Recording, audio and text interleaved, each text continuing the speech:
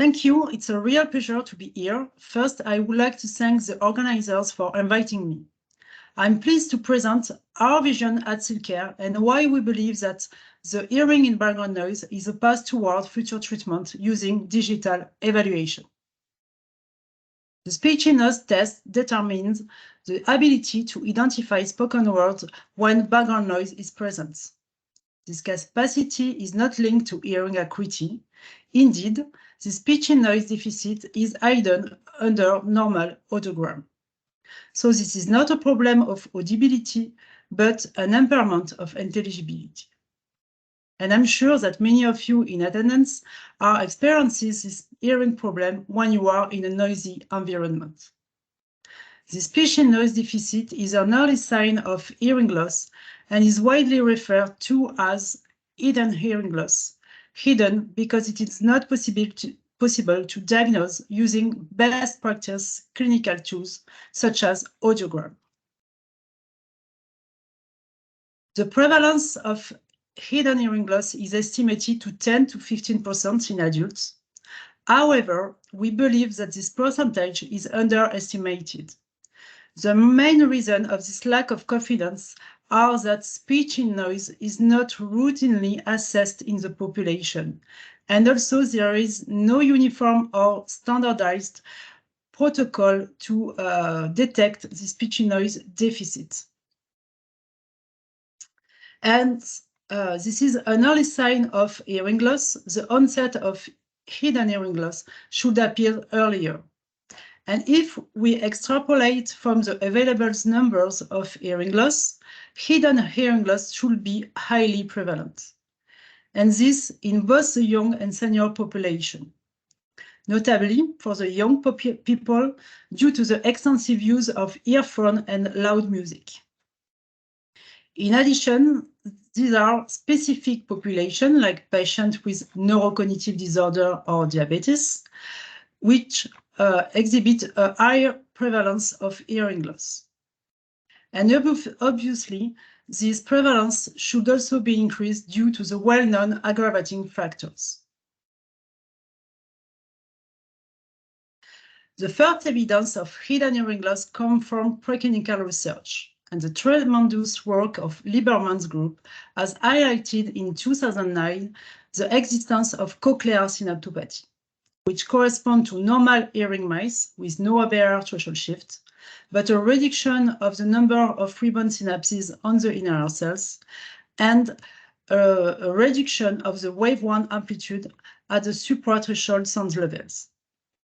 And a couple of years ago, the group of Gabriel Corfas demonstrated the auditory nerve demyelination as a second cause of hidden hearing loss. This process is also characterized by a decrease of the wave 1 amplitude and an increase of the wave 1 latency.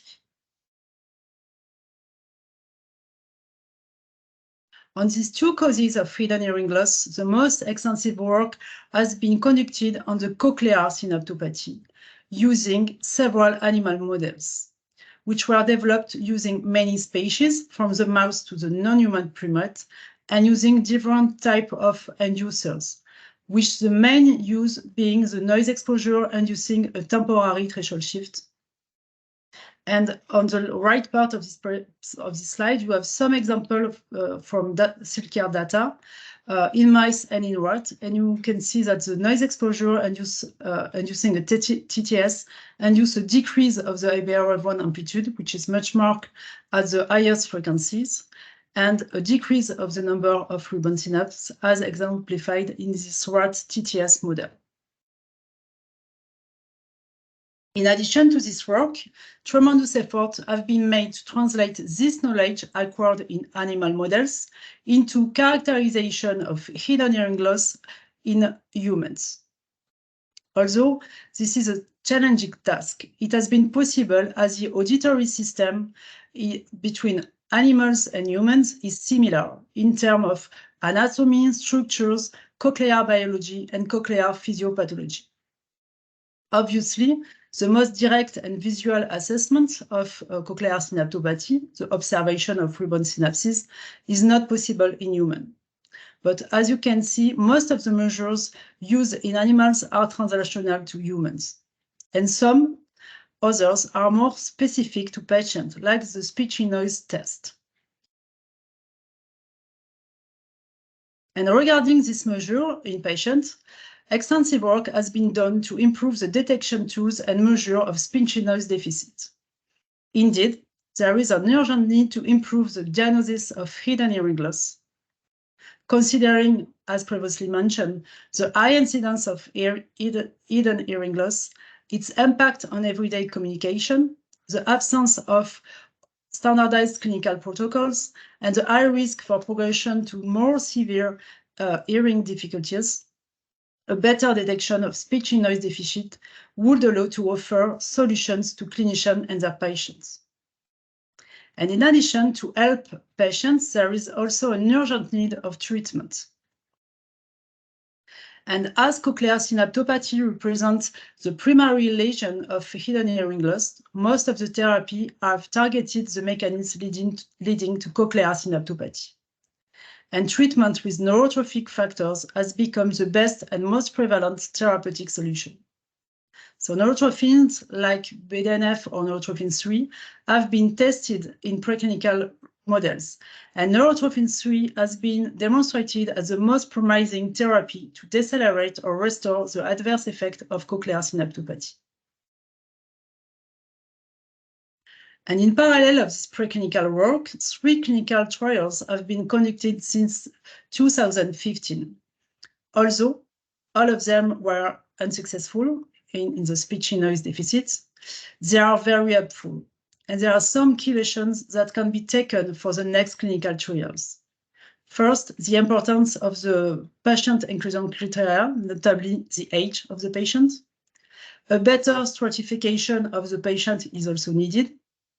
And a focus on subpopulation of patients will be also helpful. And all of this will be possible with a better characterization of the population that is going to be treated. This is why at Silcare we have decided to put in place a disruptive approach and to work on patient subpopulation.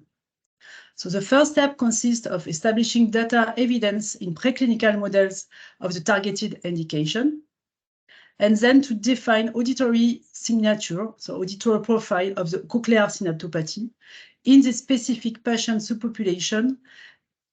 And for this, an observational clinical assay is conducted. Then this data collection and their deeper analysis will allow a better understanding of the hearing in this population. This will lead at the end to a better hearing monitoring in routine, for better patient stratification and a more successful clinical assay. So the objective here is really to better characterize hearing in this subpopulation to have the right patient with the right treatment.